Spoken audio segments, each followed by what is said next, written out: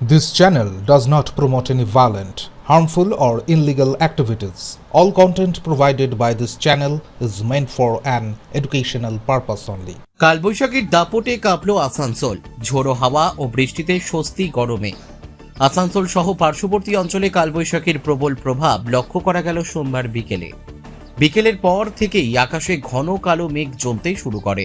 এরপরই শুরু হয় ঝোড়ো হাওয়া, বজ্রবিদ্যুৎ সহ বৃষ্টি। স্থানীয় সূত্রে জানা গেছে, কোথাও কোথাও ঘন্টায় প্রায় 50 থেকে 60 কিলোমিটার বেগে ঝোড়ো হাওয়া বয়ে যায়। এর জেরে একাধিক জায়গায় গাছের ডাল ভেঙে পড়ে, বিদ্যুৎ পরিষেবায় বিঘ্ন ঘটে এবং সাময়িকভাবে যান চলাচলেও সমস্যার সৃষ্টি হয়।